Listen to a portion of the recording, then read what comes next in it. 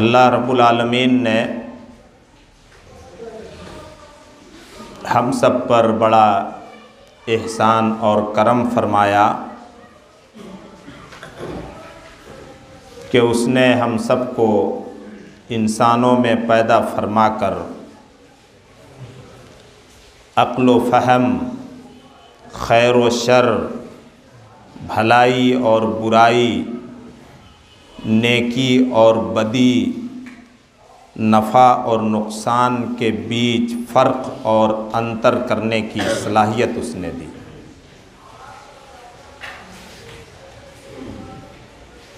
कामयाब हैं वो इंसान जो इन सलाहियतों को बदी और बुराई और बदी और नेकी के बीच फ़र्क करते हुए नेकियों में लगाते हैं, अच्छे कामों में लगाते हैं। अच्छे कामों का परिणाम और नतीजा भी अच्छा निकलता है, बुरे कामों का अंजाम और नतीजा भी बुरा निकलता है।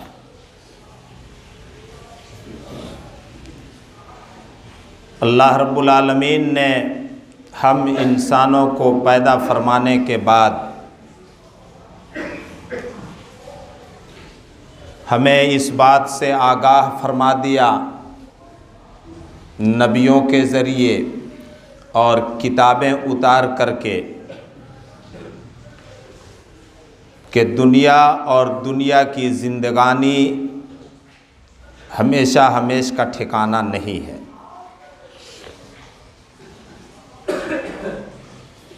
गिने चुने कुछ सालों के लिए तुम दुनिया में आए हो। तुम्हारी दुनिया और दुनिया की ज़िंदगी और दुनिया के सारे असबाब महदूद और सीमित हैं। उसके बाद तुम्हारे लिए ख़ात्मा है, जिस ख़ात्मे को हम मौत कहते हैं।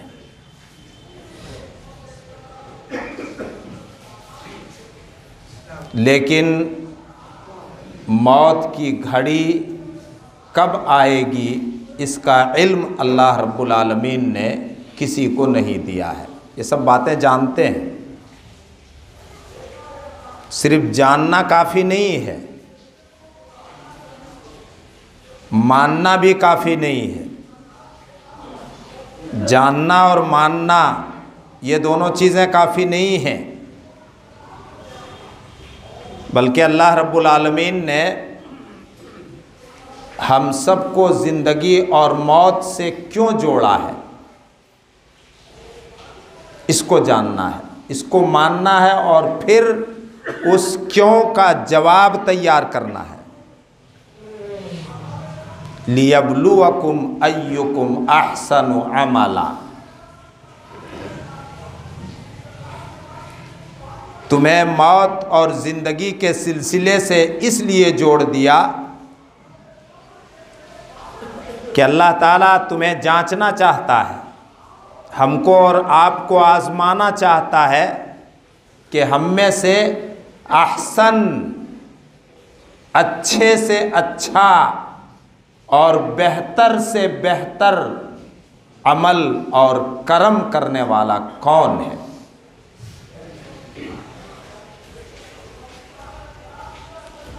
अल्लाह ताला ने बार बार कुरान करीम में जिस तरह से अपनी तौहीद को दोहराया, अपनी तौहीद के मज़मून का बार बार रिपीटेशन किया है, उसी तरह से अल्लाह रब्बुल आलमीन ने बार बार इस बात को दोहराया है कि तुम एक बड़े इम्तिहान के लिए दुनिया में भेजे गए हो।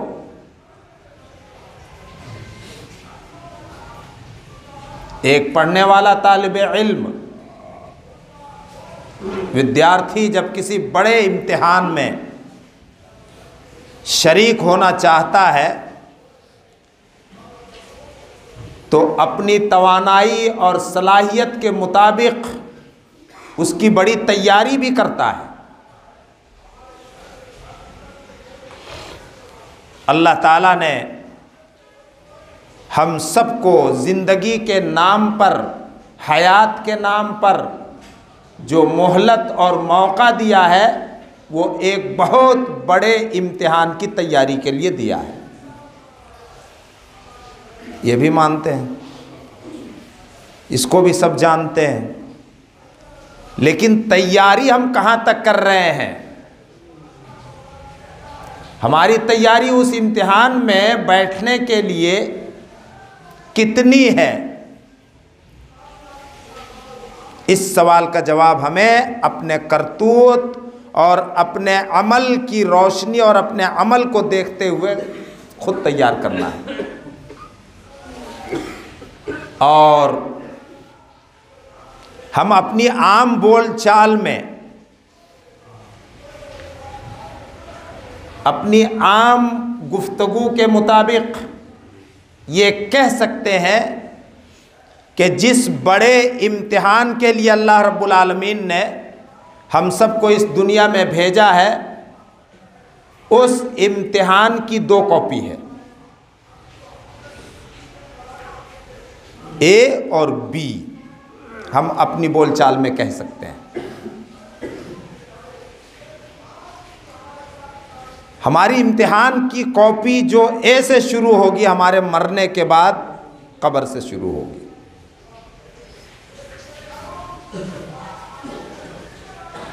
बहुत मशहूर हदीस है, जब हम दफना दिए जाएंगे कब्र के अंदर, और आज तक हमने जितने को दफनाया उनके साथ वो मरहला पेश आ चुका है, अब हमारी और आपकी बारी है। हमारी इम्तिहान की कॉपी का जो सीरियल नंबर ए है वो कब्र से शुरू होगा, जिससे कोई मफर नहीं, भागने और छूटने का कोई रास्ता नहीं। फरिश्ता आएगा, बाज़ रिवायतों में 2 फरिश्ते आएंगे। पहला सवाल होगा मन रब्बुक, तुम्हारा रब कौन है? सिर्फ अगर इसी पर गुफ्तगू की जाए, मन रब्बुक पर, तो आज का खुतबा क्या, आइंदा जुमे का भी खुतबा के लिए नाकाफी होगा। ये मन इलाहुक, तुम्हारा माबूद कौन है, नहीं पूछा जाएगा। मन खालिकुक, तुम्हारा पैदा करने वाला है कौन है, नहीं पूछेगा। मन रब्बुका से सवाल होगा, तुम्हारा रब कौन है? क्योंकि अल्लाह को रब मान लेना, जिसको शरीयत की इस्तिलाह में तौहीद रुबूबियत कहते हैं, इसी तौहीद रुबूबियत और अल्लाह को रब मानने का तकाजा ये है कि बंदे शिर्क से बचकर सिर्फ एक अल्लाह की इबादत करें। बड़ी अजीब बात है, कुरान पढ़ते हैं, सुनते हैं, अहले मक्का को अल्लाह की रुबूबियत से इनकार नहीं था। वो जानते थे, मानते थे आसमान और ज़मीन का पैदा करने वाला अल्लाह, सारा निज़ाम चलाने वाला अल्लाह, सूरज को रोशनी देने वाला अल्लाह, चांद और सितारों के अंदर चमक पैदा करने वाला अल्लाह, आसमान से बारिश बरसाकर ज़मीन से अनाज और गल्ले उगाने वाला अल्लाह, हमें आँखों कान देने वाला अल्लाह, हमारी आँखों के अंदर देखने की सलाहियत और कानों के अंदर सुनने की ताकत पैदा करने वाला अल्लाह, उसी को रब कहते। ये मानते थे वो सब, नहीं मानते थे तो तौहीद उलूहियत, कि जब तुम अल्लाह को रब मान चुके तो उसका ये मतलब हुआ कि तुम और तुम्हारी ज़िंदगी का सब कुछ उसी के एहसान और करम फरमाई का नतीजा है, लिहाजा उसी की इबादत व बंदगी करो। इलाह वही है, माबूद वही है, इबादत के लायक वही है। लेकिन इसमें वो शिर्क करते थे। एक मुशरिक जो अल्लाह को अल्लाह मानेगा और मानता है, उससे भी सवाल होगा कि मन रब्बुक, तुम्हारा रब कौन है। दुनिया में जिन जिन चीज़ों से तुमने फ़ायदा उठाया और जो चीज़ें तुम्हारी ज़िंदगी गुजारने के लिए और तुम्हारे ज़िंदा रहने के लिए ज़रूरी थी, उन चीज़ों का पैदा करने वाला और फराहम करने वाला कौन था। एक मुशरिक क्यों जवाब दे पाएगा? सिर्फ जिसने अल्लाह की इबादत के साथ शिर्क किया। नमाजें तो पढ़ी अल्लाह के लिए, रोज़े तो रखे अल्लाह के लिए, हज तो किया अल्लाह के लिए, कुर्बानियाँ की अल्लाह के लिए, लेकिन मदद मांगा गैरुल्लाह से, वो क्यों जवाब दे पाएगा? सवाल होगा मन रब्बुका से कि तुम्हारा रब कौन है। ये हमारी ए कॉपी का पहला सवाल है। दूसरा सवाल मा दीनुक, तुम्हारा दीन क्या है।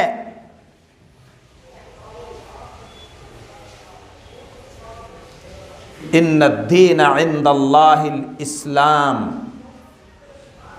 अल्लाह के नज़दीक काबिल कबूल दीन सिर्फ इस्लाम है। दुनिया में जितने भी मज़ाहिब बनाए जाएं, हम मजहबी रवादारी में ये कह देते हैं, मेल मिलाप और आपसी ताल्लुकात को खुशगवार रखने के लिए कह देते हैं, तुम्हें तुम्हारा मजहब प्यारा, हमें हमारा दीन प्यारा। चलो ये दुनिया की हद तक तो इंसानी रवादारी के नाते कह सकते हैं, लेकिन वहाँ अल्लाह ने जो फैसला कर दिया है, मा दीनुक, तुम्हारा दीन क्या है, तो अल्लाह ने उसका जो इन्नद्दीन इंदल्लाहिल इस्लाम, अल्लाह के नज़दीक, बंदों के नज़दीक कबूल करवाने की ज़रूरत नहीं है। अरबाबे हुकूमत और सियासी ताकत व क़ुव्वत और इक़्तिदार रखने वालों के यहाँ कबूल करवाने की ज़रूरत नहीं है। कबूल करवाना है उस मालिक के नज़दीक जो अर्श का मालिक है, जो सारी शहनशाहियों और ताकतों का मालिक है। इन्नद्दीन इंदल्लाहिल इस्लाम, काबिल कबूल दीन अल्लाह के नज़दीक सिर्फ इस्लाम है। तीसरा सवाल मन नबीयुक, तुम्हारा नबी कौन है। बहुत गुफ्तगू की जा सकती है। ये नहीं सवाल होगा तुम्हारा इमाम कौन था, ये नहीं सवाल होगा तुम्हारा पीर कौन था, ये नहीं सवाल होगा तुम्हारा उस्ताद कौन था, ये नहीं सवाल होगा तुम्हारा मुफ्ती कौन था, ये नहीं सवाल होगा कि तुम सूफिया के किस सिलसिले से जुड़े हुए थे, चिश्तिया से, कादरिया से, सहरवर्दिया से, सब कुछ नहीं पूछा जाएगा। सब सुने जहाँ तक आवाज़ पहुँच रही है, सब इसको जानते भी हैं सारे मुसलमान। मन नबीयुक, तुम्हारा नबी कौन है, जिसने नबी की सुन्नतों को नबी के तरीक़े पर और नबी की सुन्नत पर दूसरों के तरीक़े को तरजीह दिया, नबी की सुन्नत और तरीक़े के मुकाबले में दूसरों की सुन्नत और तरीक़े को पसंद किया, नबी के तर्ज़ ज़िंदगी के मुकाबले में दूसरों के तर्ज़ ज़िंदगी को पसंद किया, वो क्यों कर जवाब दे सकेगा। ये सवाल तो सब जानते हैं। ये अक़ीदा है, सिर्फ अक़ीदा से काफ़ी नहीं होगा। सिर्फ अकीदा रख लेने से जवाब नहीं दे पाएंगे। ये 3 सवाल होने हैं हमारे बड़े इम्तिहान के लिए, जो हमारे इम्तिहान की एक कॉपी है, जो कब्र से शुरू होगा। एक सच्चा और पक्का मोमिन जिसने फराइज की पाबंदी की, रब को रब मानते हुए उसी की इबादत की, किसी भी सूरत में शिर्क नहीं किया, हर हाल में इस्लाम को गले से लगा करके रखा और इस्लाम के लिए अपने आप को निछावर करने के लिए तैयार रखा और इस्लाम के मुतालबात पूरे किए और नबी और रसूल को नबी और रसूल मानने के बाद आपके मुकाबले में दुनिया की किसी बड़ी सी बड़ी शख्सियत को ला करके खड़ी नहीं किया, वो जवाब दे लेगा।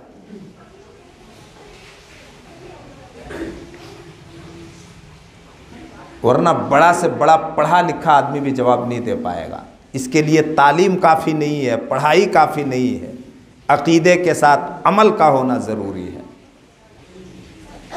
आलिम और मौलाना और मुफ्ती और मुहद्दिस का होना ज़रूरी नहीं है। एक जाहिल भी जवाब दे लेगा अगर उसने इन तीनों से जिस अकीदे की तालीम दी गई है उस अकीदे पर कायम रह करके ज़िंदगी गुजारी। तब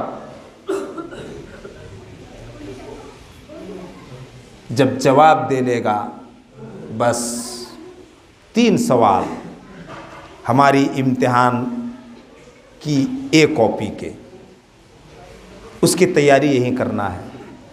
उसी वक्त वो अल्लाह रब्बुल आलमीन का मेहमान बन जाएगा। अल्लाह अकबर। उसी वक्त वो अल्लाह रब्बुल आलमीन का मेहमान बन जाएगा। आज हमें थोड़े से अपने कारोबार से फुर्सत निकाल करके नमाज पढ़ने का वक्त नहीं मिलता, थोड़ी सी सर्दी की जहमत बर्दाश्त करके फजर की नमाज में नहीं आ पाते,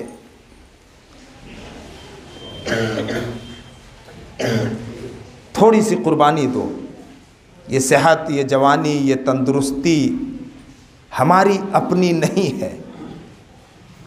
ये आज़ादी जो बहुत बड़ा इनाम है, ये अमन व शांति।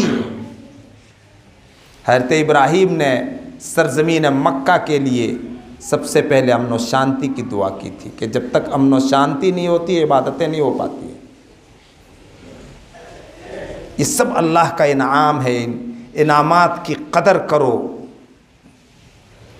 नमाज़ों की पाबंदी अज़हद ज़रूरी। तमाम फरीज़े की बुनियाद नमाज की सेहत पर मुनासिर है। तीनों सवाल का जवाब देते ही हम अल्लाह ताला बस हमारा अंजाम बेहतर फरमाए।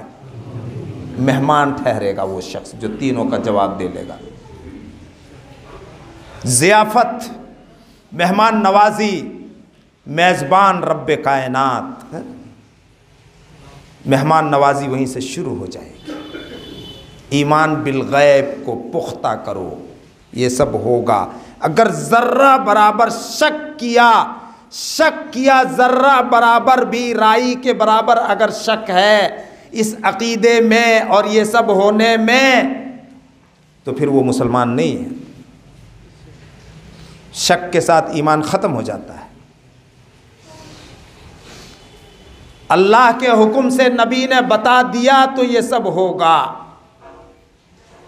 रब हुक्म देगा मेरे इस मेहमान बंदे के लिए जिसने दुनिया की ज़िंदगी हमारी रज़ा के लिए गुजारी थी, सर्दी की परवाह नहीं की, गर्मी की परवाह नहीं की, मौसम का बहाना नहीं किया, अपनी मजदूरी और काम को रुकावट नहीं बनने दिया मुझको राज़ी करने और खुश करने में।